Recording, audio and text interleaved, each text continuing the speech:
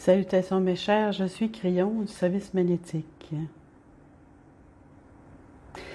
C'est un pays de découverte.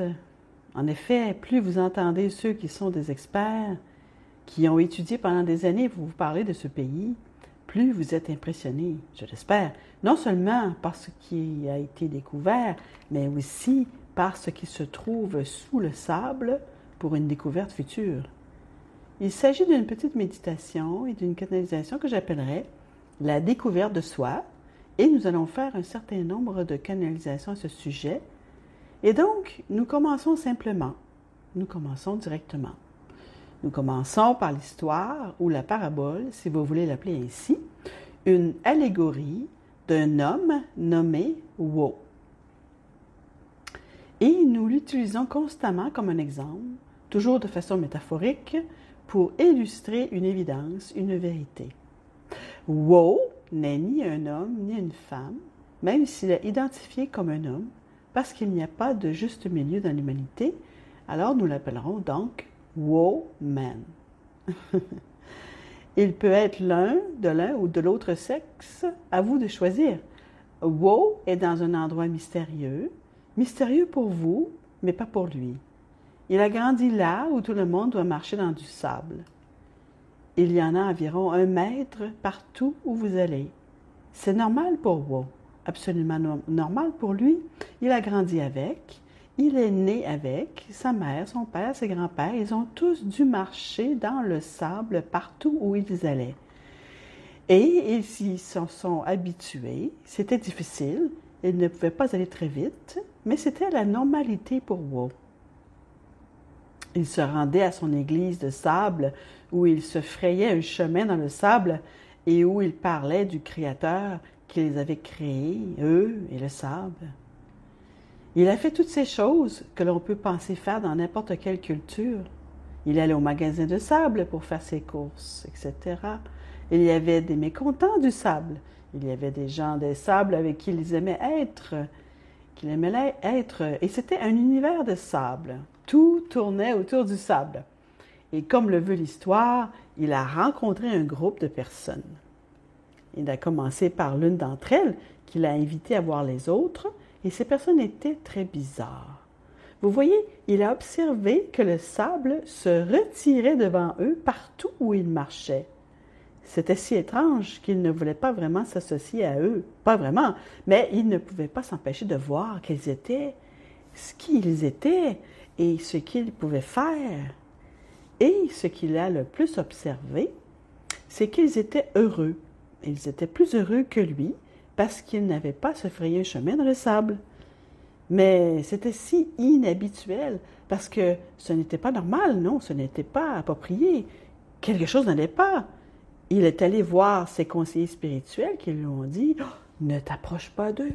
Tu vois ce qu'ils font. Ils utilisent la magie et la magie est mauvaise. Tu ne veux pas t'associer à ces gens-là. » Maintenant, c'est ici que nous nous arrêtons et juste pour un moment, identifions la métaphore comme si vous ne l'aviez pas déjà comprise. Le sable est la conscience et dans cette histoire, la conscience est peu élevée. Il est difficile de la traverser. C'est une conscience que cette planète connaît depuis toujours, depuis des éons, depuis le début de l'humanité, pourrait-on dire, ou depuis l'histoire répertoriée, pourrait-on aussi dire. Il y a un dicton qui dit que l'histoire se répète, et vous pouvez le constater, car après chaque guerre, il y a une autre guerre. Il y a eu un temps de répit, et une autre guerre arrive. Ce que vous étudiez, même dans les temps anciens, ce sont les guerres. L'un veut les ressources de l'autre, alors il y a une guerre. Et vous voyez qui est impliqué et ce qu'ils font, et les noms des conquérants, et vous voyez ce qu'ils ont fait, mais vous pouvez être oppressé ou non par le fait que cela ne se termine jamais. Il y a toujours la guerre.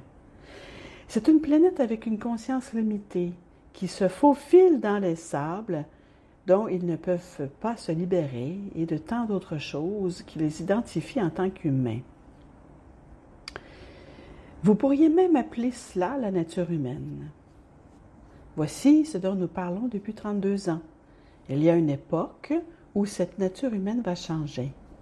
Il arrive un moment où cette planète se regardera et décidera qu'il n'y aura pas d'autre guerre.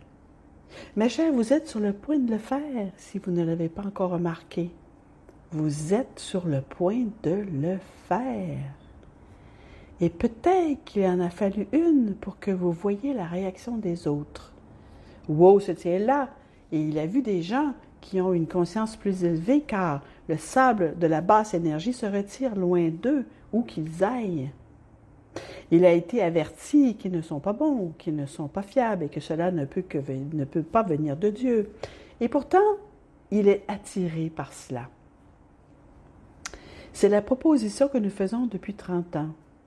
Que Dieu, le Dieu de l'amour, vous aime tellement qu'en cours de route, il vous donnera des occasions de regarder. Il vous donnera des occasions de regarder presque comme un regard essentiel, presque comme si une mauvaise blague vous faisait regarder. Et vous avez le libre choix de regarder ou pas, de croire ceux qui vous entourent ou pas. Quand vous voyez quelque chose de si inhabituel, rempli d'amour ou de joie, ou qui est si différent, c'est attirant. Et c'est là que nous arrêtons la parabole, car la prochaine vous racontera ce qui s'est passé lorsque Wow a regardé. Je suis Crillon, amoureux de l'humanité, et c'est ainsi.